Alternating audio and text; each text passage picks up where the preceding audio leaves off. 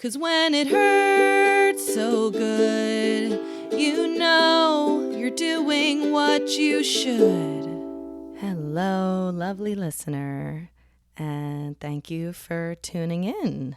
Today's an interesting day. It's been an interesting week. It's been an interesting month and year. And I just have so much to say. So much to say, so much to say, so much to say, so much to say. Shout out to Dave Matthews, who wrote that song, So Much to Say. It came up recently in my shuffle, and I was listening to the lyrics, and I'm like, oh my God, he just nailed it. Brilliant piece of music and writing. You know, I say my hell is the closet I'm stuck inside, can't see the light. Oh, Dave, you want to talk about it? You want to listen to my podcast? Let's turn on that light. But, you know, that is often the human condition. And I've got plenty of dark songs and chapters, but it's a beautiful expression and it resonates with people. It resonated with me. It still does. So let's turn up the light. I want to start. I've already started, but I want to start this spiel that I'll be doing with some quietude, with some breath, with calm energy, because that's what this is all about, you know, sharing positive vibration and calming down, you know, kind of like elevating the energy of everyone, but also calming it down. We want to calm the nervous system. I say it over and over again, and I'll continue to. So with that, I'm going to try something a little experimental here. I know in the last episode I did that nice breathing meditation. I will be coming back to that, but I would like to try with you here something that I've done for my friends that they really, really love, and something that I want to share and offer to you that you can do too, because it's actually a really lovely thing to do that feels good and energizing and interesting. And most of us, I hope, maybe, no judgment, but most of us have an electric toothbrush, right? Where is this going? If you have an electric toothbrush, you can do what I do. And I'm going to try this vocalization exercise in my room here where I record. The acoustics, I'm assuming, are going to be different than they are in my bathroom, where there's a little bit more of a, you know, echoing ambience. But let's see. Let's see how cool this might be, or how weird. But here we go.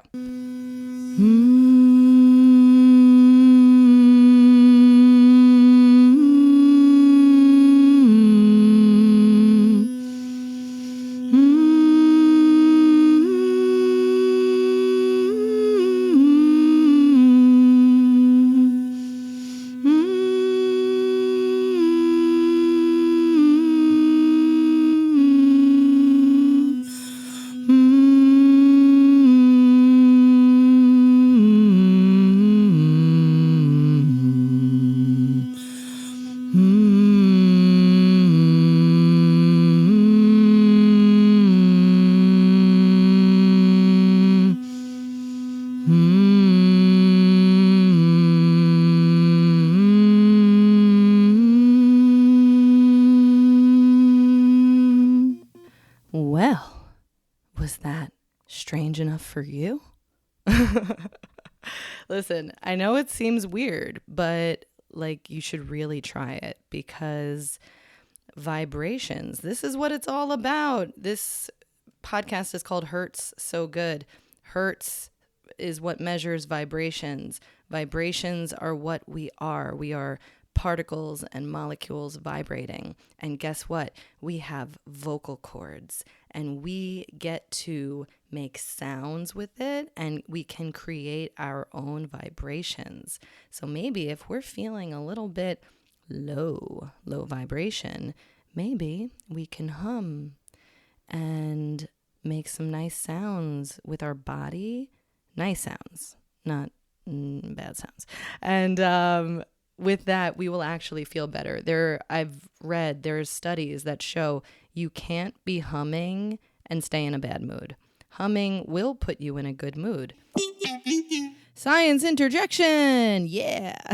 So I decided to just look this up. I'm like, okay, what are the facts and figures? I know I've heard of this. So this was the first article that came up. It's on Psychology Today, a very legitimate source. It was written by a PhD, DSW. I think that's a shoe store. It must also be credentials. LCSW. Yeah. Maya K. Maya K. In any case, she sounds legit, and she wrote this article, and the key points are a simple sound could be the key to reducing stress and calming the mind. Humming isn't just a pleasant sound, it's a powerful tool to manage stress and enhance well-being. Humming produces vibrations that ripple through the body, stimulating the vagus nerve.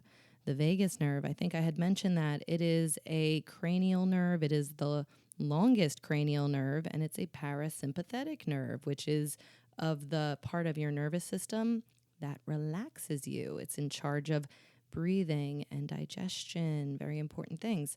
Humming can lower stress and heart rate while increasing heart rate variability. Heart rate variability, it's a marker of good health. You want your heart rate to be able to change quickly, vary. If you are walking up a steep hill, you want it to be able to get going. If you then sit down, you want it to be able to settle down very quickly. So strong and very adaptable heart rate variability is a good thing. So why humming? Humming does more than create sound. It produces vibrations. So we love these vibrations. And a recent study by Trivedi et al. I feel like I always say that wrong, but this is how I say it in my head. A recent study by Trivedi et al. From 2023 found that humming can lower stress and heart rate while increasing heart rate variability, also known as HRV, a vital indicator of a healthy and responsive autonomic nervous system. That's the automatic stuff that you don't need to think about. The study compares the physiological effects of humming against physical activity, emotional stress, and sleep. The results show that humming uniquely balances the body's stress response and promotes a state of calm and equilibrium. That's incredible. You can do that for yourself, like anywhere you are. You know, who cares if someone's listening and thinking you're weird and humming? Like, shh. There was a girl that was humming on the train, and I thought she was so cool. I talked about her, I think it was episode 2. Maybe it was 3. Humming's awesome. So hum. I'm seeing here also at the end of this article, it says it enhances focus and attention. Humming helps you regulate your breathing, which can sharpen your focus and cognitive performance. Perfect for prepping before a big meeting or exam. Great. We all need help with focus. We all are living in this world of excessive stimulation, constant things coming at us, distractions, and it doesn't feel good to be in a state of distraction, in a state of your mind's attention, the spotlight of your mind going there and there and there and all over the place. It provokes anxiety, energy, and it does not feel good. So anything that can help center us into ourselves, back in your meat suit, here you are. I know that our consciousness is very expansive. I know we are one with the universe, but we're also tethered in this body. And let us not abandon our body, lest it start yelling at us to remember, hey, I'm still in here. So this is all about feeling good and what we can do to bring us back to our body. And I'm all about this humming. You could be humming right now while you listen to me. Hum with me. Come on. Come on. You know you want to. What better a practice to come into your present moment, to come into your body by humming? Produce sounds with your body and grow your vibrations. And you can hum just, with your toothbrush, like all the regular average people do. Everybody's doing it. Just do it. You can hum to your favorite song. You can hum to singing bowls. Yes, hum. And side note, the hummingbird, Okay. We love hummingbirds. They're so like ethereal and fun looking. That as a spirit animal, I looked it up once and it represents the joy and lightness of being. How beautiful is that? The joy and lightness of being. So every time you hum, you can channel and embody that energy. Be the hummingbird that you already are. All right. I know that was a seagull. That was not a hummingbird. But when I went looking through all the bird sound options, I thought the seagull was the funniest. And I'll always opt for the funniest thing because we're all here for the laughs, really. What is life without laughter? And that supposedly was an actual hyena laugh that is in all of these sound packs that I have here. So I don't know. That sounded like a Mickey Mouse laugh, but maybe that's how hyenas sound. And nature, you're so funny for doing that. Okay, so just to wrap up my spiel on humming, because we're going to keep bringing it back to the point. To be peaceful and like content and calm and happy, we really don't need anything external. We just need to go within and see what we can do with our body and our mind and connect them. Someone had sent me a video where this guy who is a singer was talking about how humans, we are every single human should be singing, is meant to be singing. Singing is not reserved for the quote unquote singers, for the people who have a quote unquote good voice. Like that's all societal BS that is telling you, this is a label and you're this and you're not that and you shouldn't do that and you're not good at this. Like, forget about it. We're all humans. We all have this human body, amazing organic machinery that can do incredible things. So tap into your magic, use your vocal cords, and hum. You don't need an electric toothbrush. It just makes it more fun, obviously. Like, did you notice how certain notes that I went to created this strange dissonance with the toothbrush vibration that like everything gets a little shaky and weird? How cool. And that's where even I think in the first episode or second, I hit the piano notes in dissonance. Like that's not what we want, cognitive dissonance. But sometimes dissonance is good because like I'm going in on this melodic, harmonic toothbrush meditation and I create this dissonance, this like, ugh. And then when I land on the nice harmonic note or back to the original note in unison, it feels very good, very relieving, like, ah. And you know what? We couldn't experience that goodness, that relief, if we didn't have the dissonant prior. And so I think there's some meaning in here. Let's dig that out. All of our challenges and our toils in life, that's the dissonance. And you know what? All of that makes your sweet moments so much sweeter. If you just had sweet after sweet after sweet, you'd get so sick of it and you'd be desensitized to it. We need these peaks and valleys to like really squeeze all the juice out of life. All right. Well, speaking of good vibrations, I have another fun exercise to offer you. And this is great for anyone who thinks that they should be meditating, that it would be good for them, but they have a really hard time sitting still in silence. People like me. So I've been doing this exercise for the past week or so, and every time I do it, I just love it. I love it. It takes as long as you want it to take, and I'm going to explain exactly what it is. But first, story time. So the reason why I started doing this, because I knew about this from years ago, and then I forgot about it, and then it came up in a conversation that I was having with my two chiropractic school besties who were visiting me for the weekend a couple weekends ago.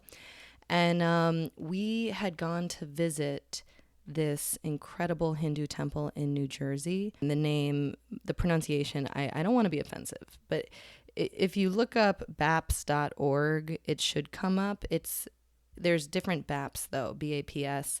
It's the one in Robbinsville, New Jersey, kind of near Princeton. BAPS Shri Swami Narayan Mandir. Yep, that's it. Okay, this place was possibly the most amazing place I've ever been to in my life. That was created by humans, at least. I'm not even exaggerating. Like, and I've been around, but holy moly, my mind was blown and I want to go back. It is the largest Hindu temple in the country, and I believe it is the second largest in the world. Truly magnificent, like monument to human intention and effort. It is a work of art that you can walk through. I am still flabbergasted. Like, you want to see me speechless? Let's go there. They started building it in 2014. I think they finished in 2022 or 23 with 12,500 volunteers, people from all walks of life. They just gave a month, 3 months of their time, and they went there and they worked on building it. And apparently they did not use one nail in the construction. It's some kind of, I believe it's a Japanese construction technique where things kind of like puzzle in together. Incredible. And there's like this whole outer promenade area that's gorgeous where you can take pictures, but then the large temple that is the largest in the country, no pictures in there, which for a picture-holic like me, you know, the friend mom who's always like grabbing all the photos, it was actually very nice and peaceful for me because I didn't have the option. So, you know, phone went away and shoes came off, and I just walked through this temple along the path they laid out, and I was able to really just be and experience the space and take it all in. I felt very peaceful in there and afterward. So I highly recommend it. And it's free, you know, free to the public. It's so inclusive. There was so many like beautiful quotations from the Hindu gurus on one side, and then on the other side, there were quotations by Western thinkers like Einstein. Such as this quote by Sri Yogiri Maharaj. During floods, large trees that stand erect are often washed away, while short grass remains in its place because of its flexibility. Similarly, in the floods of life, the inflexible and egotistical are swept away, while the flexible and humble endure. Yes, yes. You see, the yogis, they know you got to be flexible. And this quote by Albert Einstein. Everyone who is seriously involved in the pursuit of science becomes convinced that a spirit is manifest in the laws of the universe, a spirit vastly superior to that of man, and one in the face of which we with our modest powers must feel humble. Yes, yes, that is great stuff. And I have to do a little side note here because on the timeline, I'm like, what's with all the messaging on humility? What's with it is that's it. We have to keep getting reminded in this life to be humble. And I got a deep reminder yesterday. I mean, it wasn't too deep, don't worry. But I'm like moving around my kitchen quickly, cooking up a veggie protein feast. And naturally, I want to photo shoot the gorgeous produce that I had gotten earlier from the farmer's market. The beautiful peaches and the purple cabbage and the colors was so beautiful. And I just wanted to take a picture. So I quickly moved the little thing they were on onto the kitchen table where maybe I put my water bottle down. Whatever happened, the water bottle knocked over into this glass mushroom vase propagator thing that my dear friend Schmitty got for me. And it immediate like light shatter sound. And I was like, oh, damn, something just got real. Something broke. Don't step anywhere on barefoot. And like, obviously I had to then do all of the careful cleanup, and I'm considering like, what could this mean? Because everything I must consider, what does this mean? You know, and in the Jewish tradition, breaking a glass often signifies like a celebration, but usually that glass is wrapped up in safe napkin and not gonna, you know, possibly get into your skin. So as I'm cleaning up, I'm getting like on the floor in the corners. And I notice on my refrigerator, I have these, the like magnetic words, and I have a set that's for yogis. So it's all these yoga terms. And I noticed that one of them had fallen in the corner of the fridge. And I pick up and I'm wondering, what's this word going to be? Wouldn't you believe it was humility? Humility. So, point taken, universe. I will remain humble. We must do our great works, but always remember, mishaps can happen. Things can happen. Don't take it all too seriously. Be light with yourself. None of us are infallible. We're all human, and we're all humbled. Okay, and back to what I was saying about the quotations, and we're back at that Hindu temple. Go. And they're all kind of saying like similar things because truth is truth. It doesn't matter what label you want to put on it. Truth is truth. And that's what we're here to talk about. What was I talking about? So as we're walking through this temple, we're seeing the third eye symbol everywhere.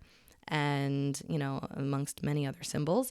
And then we went to the beach, Asbury Park, and there was a concert, and I laid out my tapestry, and I was like, oh yeah, look, third eye. Right in the middle of my tapestry is the big third eye, the first tapestry I ever bought. And then we're on the drive home, and there's a car right in front of me, and the license plate says third eye, like number 3 RDI. And we were like, whoa, hey there, universe. Winking at us. Hey, synchronicity. Love you. And what did I do with all of this synchronicity and information? Well, at this time, I was debating if I should go to a Third Eye Blind concert with my friend. And you know what decision I made? I did not go because I thought, oh, Third Eye Blind? No, Third Eye Open. And what is the third eye? Well, the third eye is one of our chakras. And what are the chakras? Well, this is all yogic Hindu framework of understanding the human body and energy. The chakras are energy centers in our bodies. We are more than just meat and bones. We have energy flowing through us. And there are different systems that will organize and convey the essence of things, I suppose. But the chakra system, if you're not familiar, we have 7 of them, starting from the bottom, which is kind of like right under your butt. Like if you put your hands under your butt, your pelvic floor, basically, that is the root chakra. It's the bottom of you. And the root chakra, associated with the color red, is associated with security, safety, knowing like your needs are met, basic needs, root chakra, mucho importante. The next chakra is the sacral chakra, associated with the color orange, and the sacral chakra is around your sacrum, and it is about creativity, sexuality, which makes sense because human sexuality leads to the most creative thing a human can do, which is create another human. But certainly creative energy is channeled through sacral chakra. The next one around belly button area is the navel or solar plexus chakra, associated with the color yellow. And that is about your power, like your confidence to put forth whatever you want into the world. The next one is the heart chakra, right around where your heart is, associated with the color green. And heart chakra, love, compassion, love that. Then you have your throat chakra right at your throat. That is associated with blue, and throat chakra is the energy of communication, your ability to speak, make your vibrations, hum, express. And then you get to your forehead, and that's your third eye chakra, associated with purple, right? Purple. And probably should have looked this all up. But the third eye chakra is associated with your intuition, your just sense of knowing what is right for you and what is wrong for you. Intuitive feelings, that sense of should. We've talked about, should. it's your intuition. So they say like it's a gut feeling. It comes from the gut. Well, it's also the third eye, and it's your frontal cortex is right there. Of course, there's a lot going on there. Your pineal gland. We don't need to get lost in the sauce of all of the matter that is within us, but third eye, intuition. Good. And then the crown chakra, and that's kind of like the whole head and over the head. I believe that's white, and that makes sense. Science interjection. It makes sense because white is basically the combination of all the other colors, in science anyway. In art, the combination of all the colors is black, because if you have paint and you mix them all up together, you're going to get some kind of muddy brown black. But in science, in the physical reality in which we live, in the visual electromagnetic spectrum, different colors have different frequencies. And when we combine all the colors, you get white. That's why if you have a prism, one of those like clear, cool looking things, and you shine light through it, you'll see a rainbow because it splits the white light into all of its many magnificent colors. So beautiful.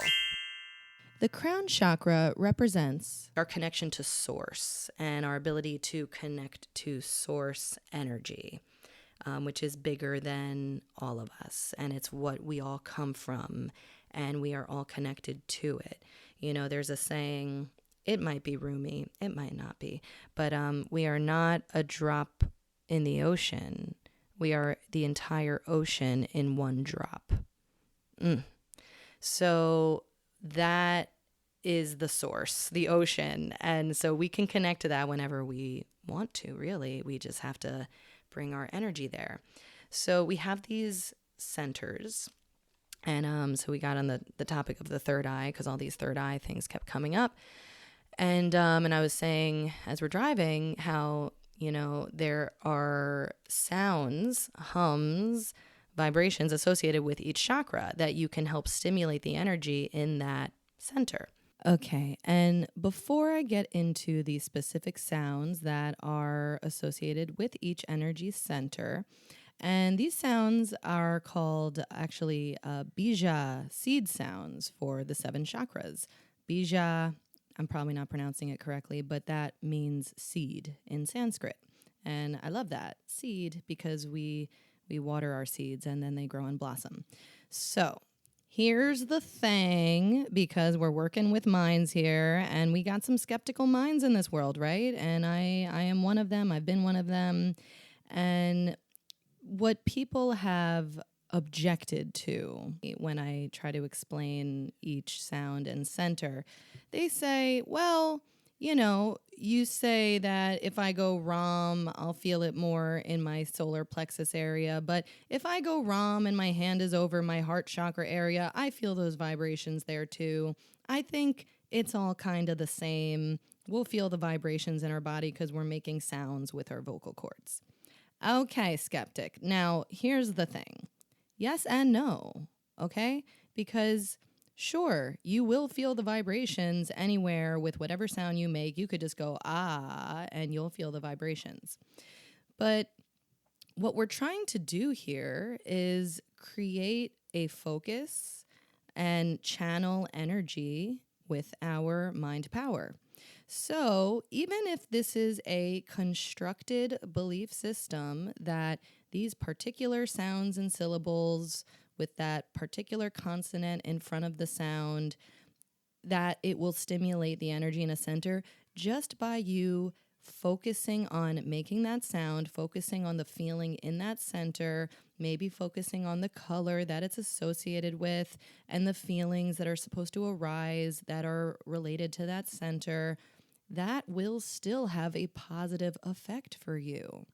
So my thinking is that if you want to be a skeptic, then you get to be a skeptic. You get to be whatever you want to be.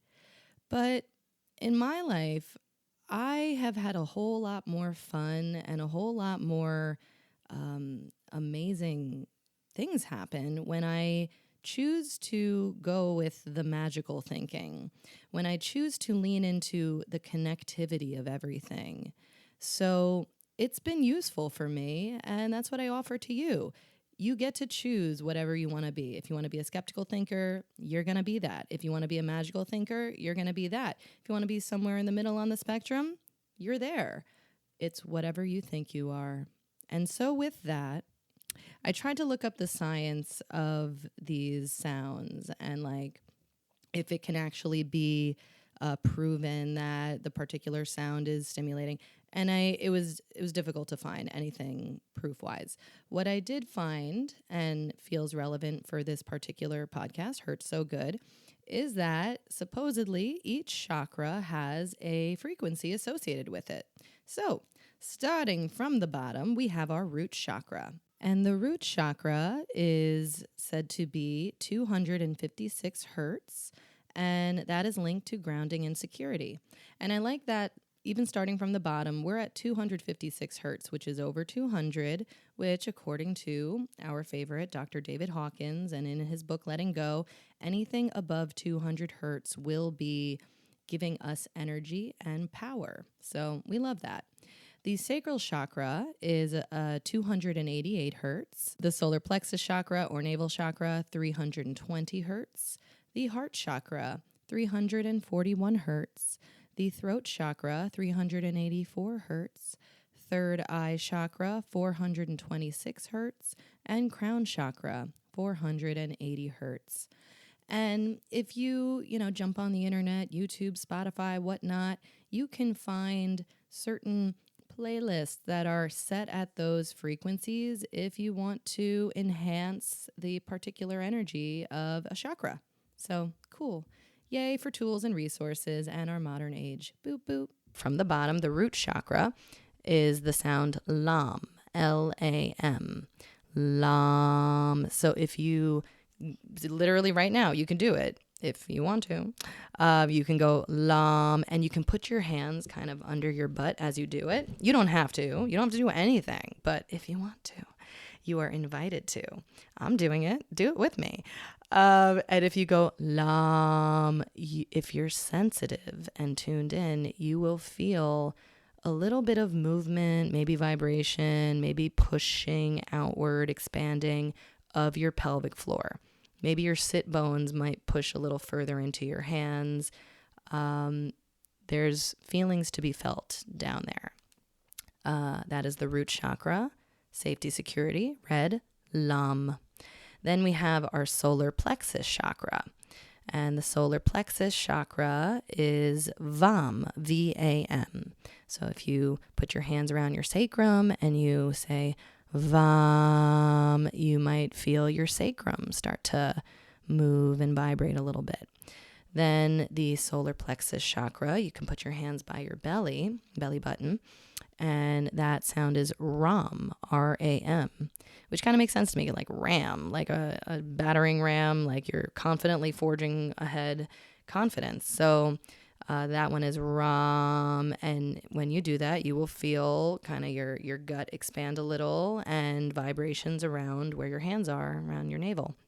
Then the heart chakra is YAM, Y-A-M, or YAM, but I don't think YAM, it still vibrates, but Fran Drescher can do it that way. But yam feels a little better, and the vibrations feel a little bigger.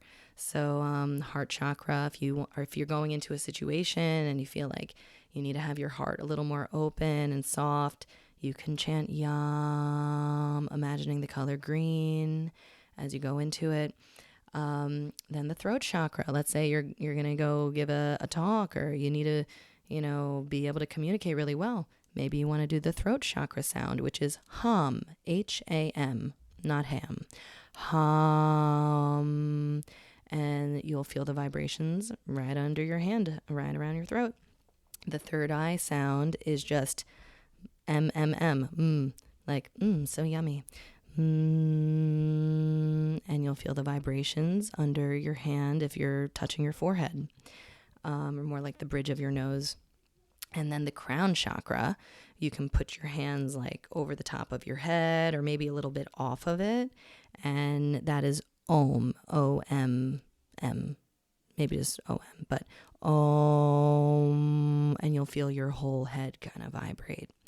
So these are the very actual literal vibrations that we can create throughout our body and open up and align our channels. So I explained this to the girls in the car, and then Lindsay wound up saying that when she got home, she did each chakra. She was, it was in the morning and she wanted to, ground herself, feel good. She did this meditation starting from the root chakra, and she did each sound 6 times. Why 6? Well, we were talking about our life path numbers, and I'm a 6, she's a 33, which adds to 6. So, and 6 times 7, Sarah's 7 chakras is 42, and she likes the number 42. It's her birthday. So whatever your reasons are, like if it's meaningful for you, it's meaningful for real. So you don't need to do it 6 times each. That's what I've been doing. That's what she's been doing, and we love it. But you can do it 2 times each. You could do it 3 times each. You could just do it once and move up and down the whole thing, or down and up. But you generally want to start at the bottom and build from there. But with that, it's a really lovely way to bring high, nice, grounded vibrations into you and through you. So that's what I offer today. And to just wrap this up in a nice little package, the reason why I think this is such a nice meditation for people who might have trouble with meditation is it's really hard to be silent and sit still in our modern world. Most of us are just so in a habit of going and thinking and doing and like stimulation. So when we're doing this chakra meditation, we are stimulating a lot of our senses. We can hear the sounds that we're making. We can feel the vibrations if our hands are placed on our body part that, of the chakra energy center. We can see the color if we're visualizing the color. And 3 out of the 5 senses, that's pretty good. Did I miss any? In any case, it gives your mind something to do. So that way you can be more present and you can feel your body. And we just need tools sometimes to help us do that. It's not your fault that you can't sit and be quiet. It's not my fault. Our nervous systems really weren't wired for that in our modern society. So this is a great tool that I've really been enjoying, and it makes me feel very grounded and centered. What I said earlier about it doesn't matter how many times you do it, if it's meaningful to you, it's meaningful. I want to explain that a little bit because, people can get caught up in thinking like certain things outside of themselves are magical. Certain numbers are magical. Certain symbols and whatever are magical, external things in the external reality. And maybe, but what I really sense is that it's our thinking that's magical. It's our brain, our mind, our human energy system. That's the magical thing. So if to your human system, energy, brain, whole shebang, if it really feels like good about a certain number and it likes that kind of structure, then you thinking it's meaningful truly does make it meaningful for you in your life. And that's all that matters. Cool, right? You hold the power. You. Like, as an example, because you shouldn't let anything have power over you, certainly not inanimate objects, and not animate objects either, not people, not anyone or anything. Nothing has power over you. As long as you don't give anything power over you. It is for you to give and for you to keep your power. And what a quintessential example of this is Viktor Frankl's Viktor Frankl's work.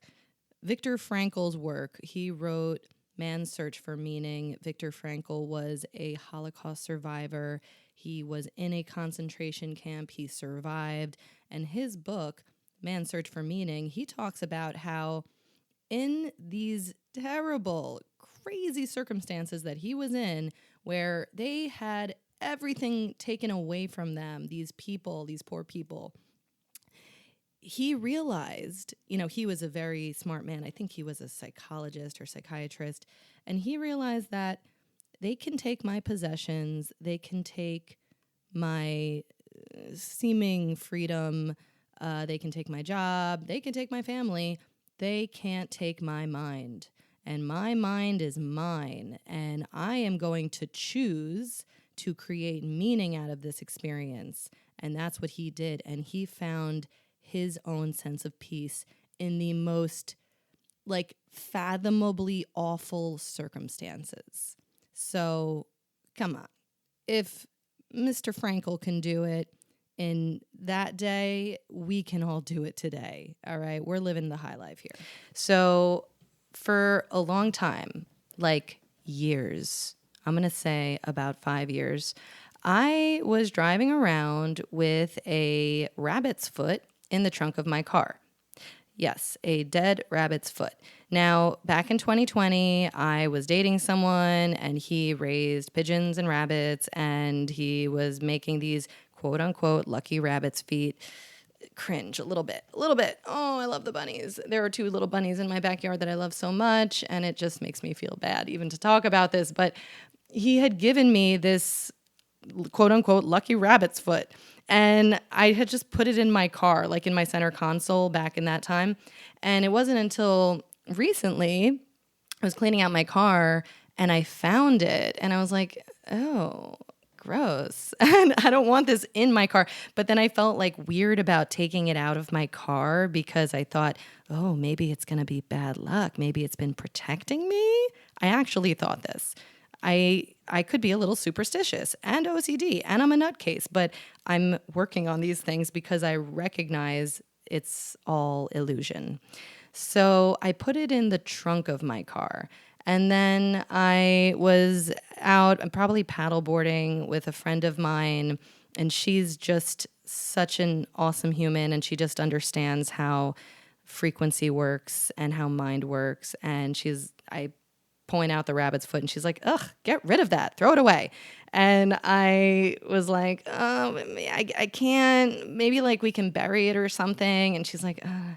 And it was maybe a few weeks later, she was finally we were in another place and she's like, let's just throw it in the dumpster, get rid of it. And I was like, okay, you're right. Let's just throw it away. It doesn't need ceremony. There's nothing magical about this rabbit's foot.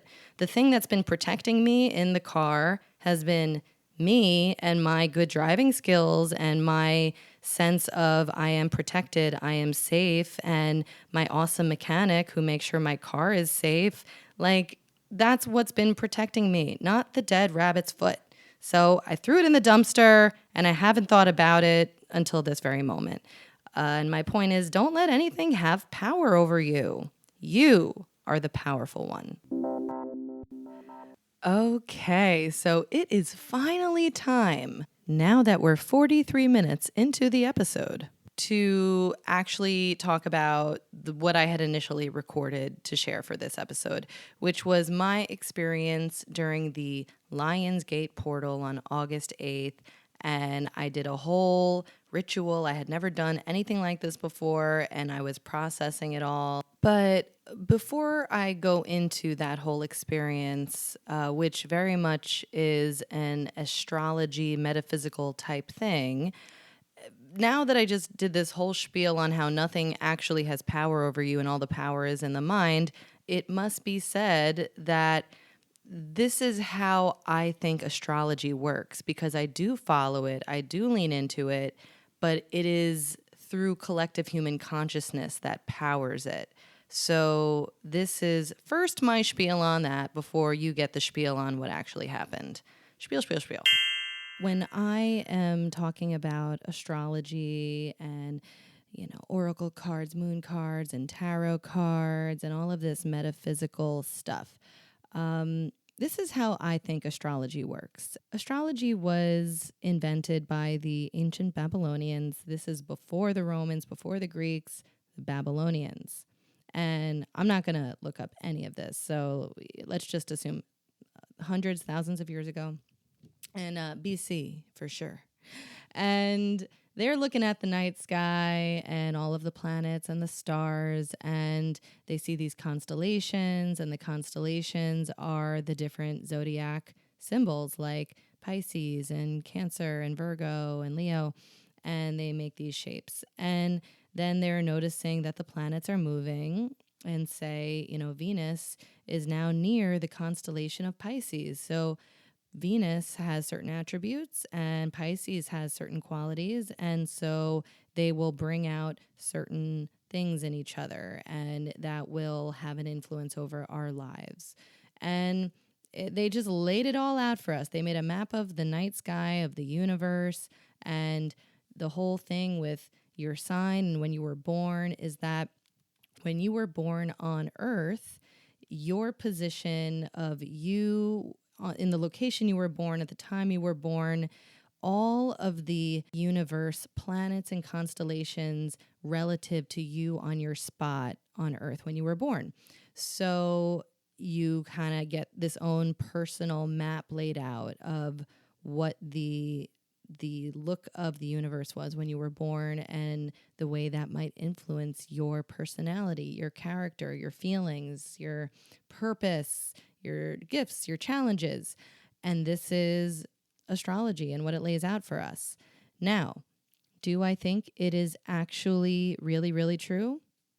Well, again, I believe in the power of human thinking. And so, for thousands of years, human beings, many consciousnesses were thinking this is the truth, this is the system and how it works. And so, with the power of collective human consciousness, I kind of think it was a self-fulfilling prophecy. And I relate to a lot of the traits and signs and things in my chart. So it feels true for me. So I follow it and I find it useful for me. And I am curious about it, and I try to follow my curiosity in life because that's usually where my joy is. My joy is also very much in hand drumming and bells. But if you are very interested in all of this astrology stuff, I highly recommend you tune into Chani Nicholas. She is an amazing astrologer, and her app, Chani, I use all the time. That's Chani. And she can explain all of this stuff a whole lot better than I. But with that, here is a little side note on a NASA article that I read a while back that I think backs up my theory. The article explains that the universe is expanding, and so all of the time frames that is in traditional astrology, like if you were born between August 22nd till September 20th or whatever, then you're a Virgo. Like all of these time frames, they're all different actually in the present day night sky universe. It's not only the night sky, that's just when we see the stars, but it's all different. So am I a Virgo? Am I a Leo? Just because currently these are the constellations that are there. I think, again, it's the human consciousness. Let's not get too mixed up here. With that, I think that the collective human energy did give this some power, some truth, and so I'm into it. Who needs therapy? I looked at my natal chart. I know who I am. I know my strengths. I know my weaknesses. It all resonates and whatever. And I know some people who they have no use for it, and cool, they do other things. It's whatever tickles your fancy, because whatever brings you joy and curiosity, these are things that elevate your energy. The energy of curiosity and excitement and passion, these are wonderful vibrations. So I lean into that for myself. And without further ado, this was my recording from August 9th after my Lionsgate ritual. Today is August 9th. Yesterday was August 8th, or 8/8. And 8/8 is known as the Lionsgate portal in astrology. What is the Lionsgate? Well, in numerology, the number 8 represents abundance. It's the infinity sign, infinite abundance. It's a very powerful manifestation number. And so 8/8 is like double power of manifestation. I've always loved 88. I was born in 88. And so I'm like, love this day. Love this message of let's manifest. So someone sent me a video about a ritual that most powerfully helps us manifest what we want, which is to write your various desires, the things you're trying to bring into your life, write them on a bay leaf, one leaf per desire, and then you're going to burn the leaf. And I'm like, cool. Sounds great. I've never done anything like that, but let's go in. And another friend told me apparently it's the most powerful if you do it certain times of day, like there was noon or sunset. So I did it at sunset around 8:05 yesterday, 8/8/8. And it was so beautiful and it felt very magical. And it was interesting. Some bay leaves, they like lit right away and they just burned up. And then other ones I had to keep relighting. And I wondered if maybe that might have any correlation at all with the amount of energy it's going to take for me to manifest the thing into reality. And, looking at the content on the leaf, what my wishes were, I thought that was interesting. But you know what? Sometimes things in life are going to take effort. But I was very grateful that the bay leaf that on it said, it was like my personal whole body, mind healing and strengthening, continuous. That lit real fast, and that I didn't need to keep reigniting. It just kept burning, and it burned up. And I was like, sweet. If any a leaf should unfold and burn up easily, and if any a wish should manifest smoothly and easily, may it be the one for the continuous healing, growing, and strengthening of my mind and body. Because with a strong mind and body, I can manifest any of those other things, within reason. Of course, there was other leaves about, my loved ones and such. But still, honestly, because if my mind and body, very, very strong, very grounded, then my energy is much higher, and so my willing and wishing for the wellness and prosperity and long life for others will be that much stronger a frequency to bring about that manifestation. So I think it all comes back to the strength of our mind and body in as far as our lives on this physical plane and our abilities to do anything that we want to do.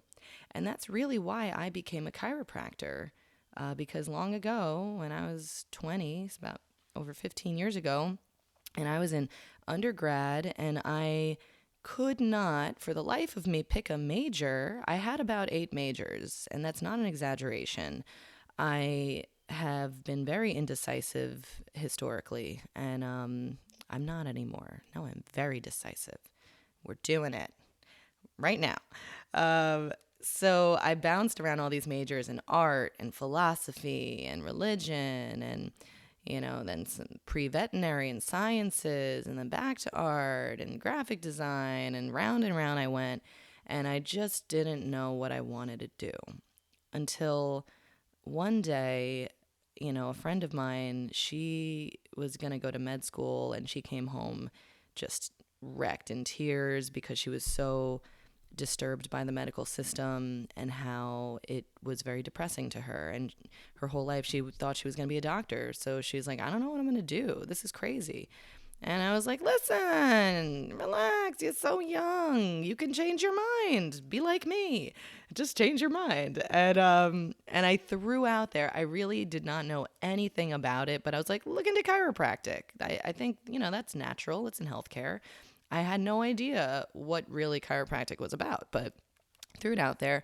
And she took that and she ran with it and she started working for a chiropractor. Interestingly, one who does network spinal analysis, which is a very niche chiropractic technique. And that is a technique that I have kept coming back to, that's kept coming back to me, and that I'm now receiving and practicing with in combination with other types of more structural adjustments.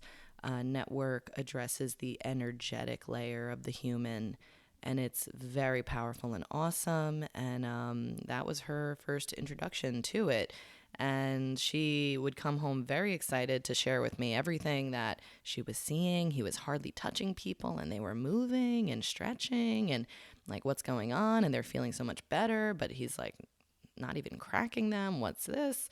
And so that was really cool. And she got me excited about it. I'm like, wow. And talking about the nervous system and how everything's connected. I'm like, wow, I never really thought about that. And then she started working for another guy when we were on summer break. And this chiropractor, Dr. Wendell, who was my first chiropractor, he specialized in weight loss and nutrition. And I was like, weight loss? Interesting. Because I was always interested in weight loss. I had been dieting since I was 10 years old. And I think that's maybe another story because I'm really going on tangents, but I'm just following the flow.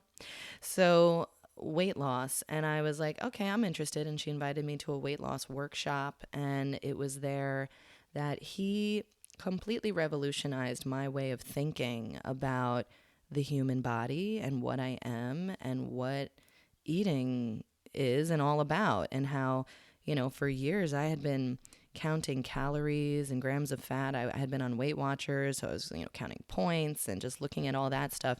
But I never looked at the ingredients. I wasn't thinking about what is this going into my body. What's in that? How do you pronounce and repeat that? Why don't you announce it if you'll stand by what you sell? Will it make me sick? Will it make me well? What's in that? There's more than calories and fat. I wouldn't feed it to my cat. So eat from the earth. It might be more pricey, but that's what you're worth. Oh yeah, I have a food song. It's called What's in That? And at some point I will share the whole thing. It's got a ridiculously cheesy YouTube video on my Dr. Mack's Got Your Back YouTube page. I will throw a link in the show notes in case anybody wants to have a good laugh and a good learn and watch that. That was a COVID project, all right? I had a lot of time on my hands and there were sheep available. So please don't judge me. But if you want to, feel free. It's all good. I love it because it's fun and it educates on exactly what we should be and should not be eating. And it's so important to ask, what's in that? What am I putting in my body? Because again, there's a lot of things in this world that we can't control, but what we can control is what we put inside of us, mind and body. Okay, and back to Dr. Wendell, who is the one responsible for me even considering any of this. He made me really think about the ingredients far more than any of the other, nutrition facts. He explained how, weight loss actually works. We need to be in fat burning mode to lose fat. And if there's any sugar in our bodies, the body's going to burn sugar instead because it's much easier, much more efficient and quick. So I was like, oh, okay, so I just need to not have sugar. So the reason I even started in on that tangent was that's what led me to become a chiropractor. And it was because after having this experience with Dr. Wendell and him explaining how the body actually works and metabolism, it just clicked in my head after all of these years of, do I want to be an artist? Do I want to be a philosopher? Do I want to be a teacher? What do I want to create in this world? And I thought, if we don't have our health, our wellness, mind and body, then we can't do anything. I could be the most talented artist in the world. I could be I just whip up a painting. But if I feel low energy in my body or mind, if I feel ill, if I'm in pain, I can't do my art. Any avenue of life, we just can't do our our mission, our passion, our purpose if we don't feel well. If you don't feel well, you just want to lay down, be a lump. So it's very, very important to me that I personally have the strongest, most healed, and energized body and mind. And that's the gift that I want to give everybody, because that's what makes for a better world, is a world of people who feel well and healthy and strong, and those people doing their best strengths, their life purpose, mission. That makes for such a beautiful world. And that's what we're doing here.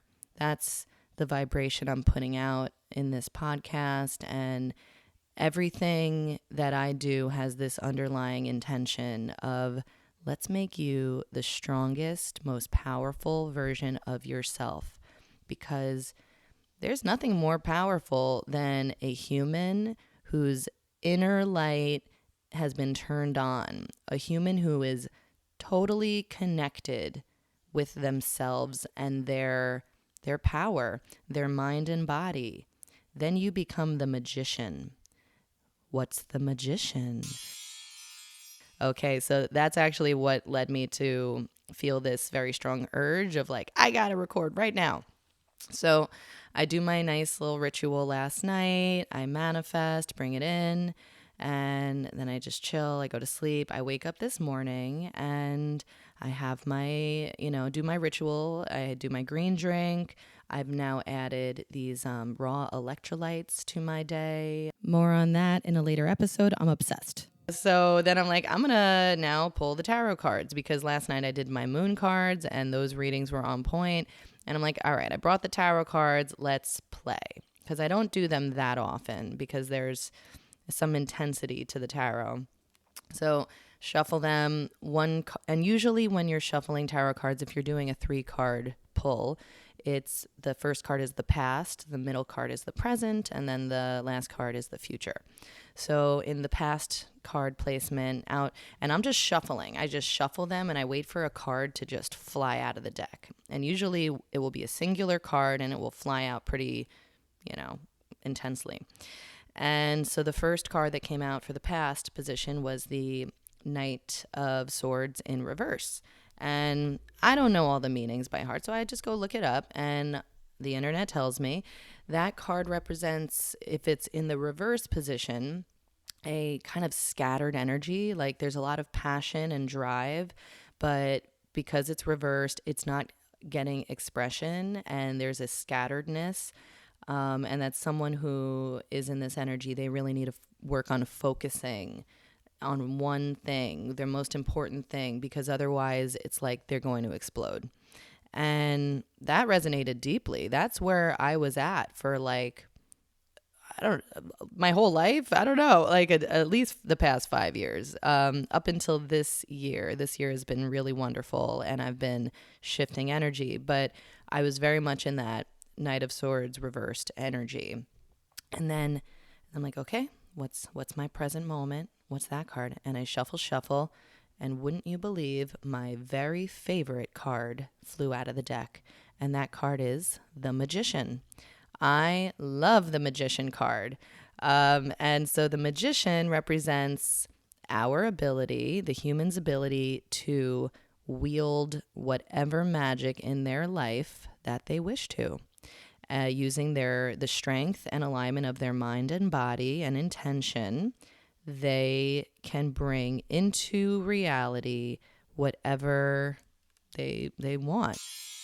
I love ending on that note of the Magician card, the Magician energy, which is you, human, you create your reality, and you have all of these resources to work with. And any of us could be in the energy of that. Any of us could embody the Magician. Yes, shake it, you magical human, you. Okay, I have to include this one little cherry on the sundae of wild story that was woven in through this episode. So, In the beginning, I mentioned that whole third eye synchronicity with my friends, with the Hindu temple, and then the tapestry, and then we're in the car and the license plate, everything's saying third eye. And I even later remembered I bought a magnet at the Hindu temple with the third eye symbol on it. So it was like my talisman. And then I was like, oh, don't go to Third Eye Blind concert.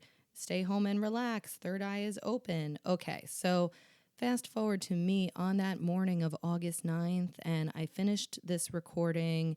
I finished talking about being a magician. Now I'm getting ready to go to Pennsylvania to meet my friend.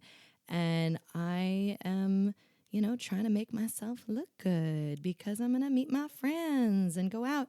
And I don't wear a lot of makeup. There's a saying I love, nature doesn't paint the flower. And yes, yes. However, the one thing I'll usually do is mascara. Just a little pop on the eyelashes, a little feminine flair. So generally, I will curl my eyelashes and then I'll put on the mascara. And that's it. We call it a day. However, always, for the most part, my left lashes don't curl quite the same as my right. And it always kind of bothers me. On this particular day, I really wanted to get it right. I'm like, why won't they curl the same? Come on. So after the mascara, I go back in with the curler to try to get just a little more perfection there. And you want to know what happened? My hand slipped. And with that, I tore out about half of my eyelashes. Thank the heavens it was the inner line, not the outer line, so it wasn't as terribly obvious. But every time I've told people and then they get a close look, their eyes get huge and they're like, are you okay? I'm like, yes, I'm okay. But it was a shock for sure. And I couldn't believe I did that to myself. We never want to hurt ourselves and we don't want to make ourselves look bad, especially on our face.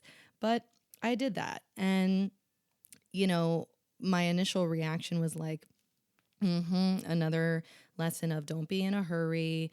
And then when I was later telling a friend this story and, we just keep processing things, I thought, I am having all of these third eye messages, third eye intuition, and I tore out my eyelashes that were protecting my actual eye. And, first I had the weird thought of, was I making more room, more space for my third eye? The eyelashes were blocking the vision. Now that's insane, okay? But I thought it for a second and let that be a nice example of you can't believe everything the mind thinks. The mind thinks crazy things like that. But I did get an actual solid interpretation. What I actually was getting a blockage of regarding my third eye was the energy of perfectionism, the energy of this isn't just right and I'm not enough and I want it to look better so I might seem better. That energy was blocking my third eye. I acknowledge and I take the message and I move forward with eyes more wide open. And I'll tell you one thing, I look at my eye now, and I see the little baby eyelashes growing in and I celebrate each one. Welcome, little baby. And I will never, ever again complain about my eyelashes not curling as well because I'll just be grateful that they're there. Okay, lovely listener. So, thank you for listening to my story.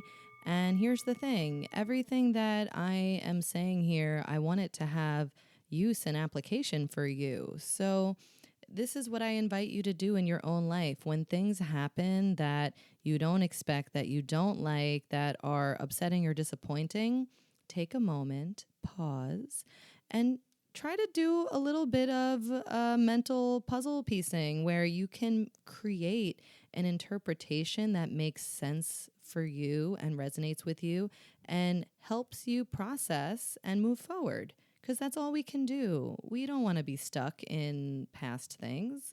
We got to keep moving, people. Come on, move.